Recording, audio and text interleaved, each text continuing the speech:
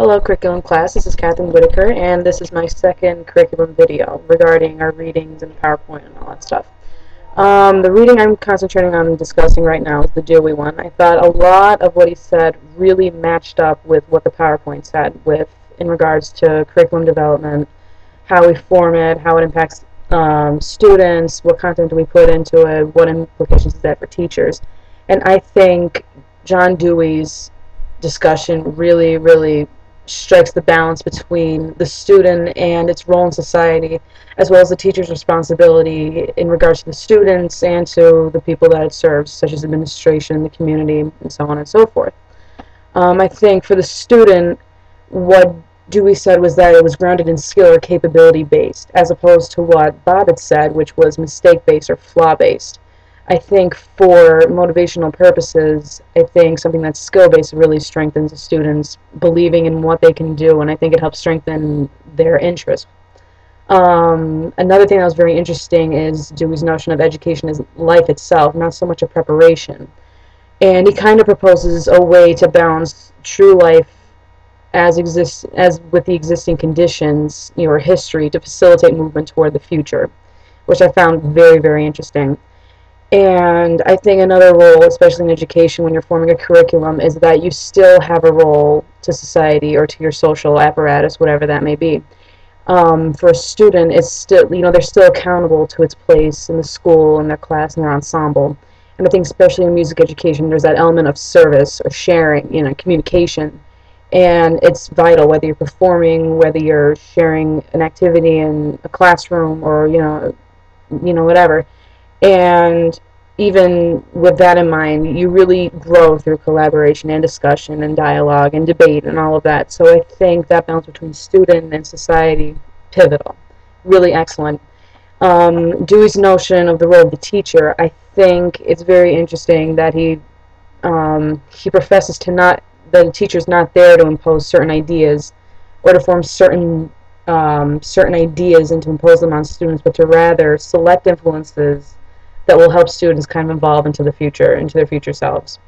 Another thing for teachers to keep in mind is that interests are a growing power. They're a dawning possibility for students, and I think that could certainly help in forming content and methodologies that you use in your curriculum.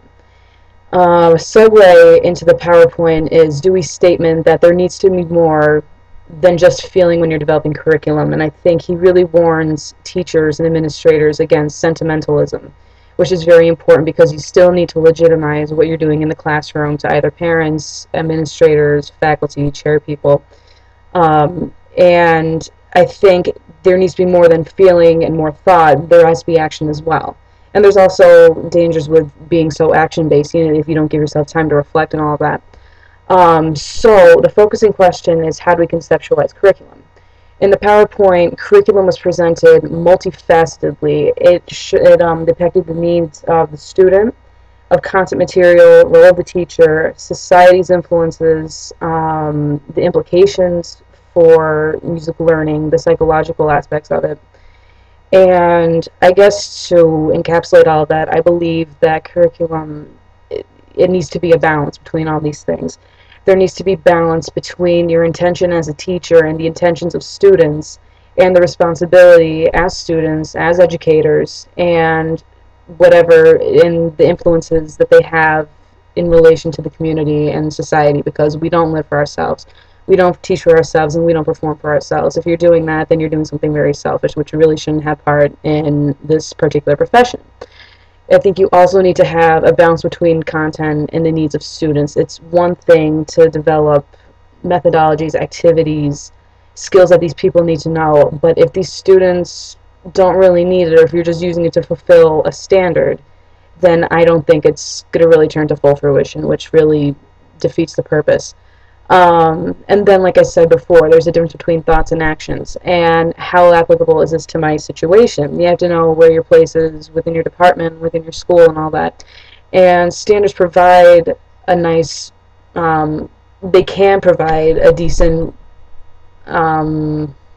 framework for what you should be teaching students and all that. However, I think you need to make sure that it doesn't desensitize or makes music a calculated process for students. So those are my ideas on the Dewey readings and the PowerPoint, and I hope you enjoy them. I look forward to hearing everyone else's submissions. All right, bye-bye.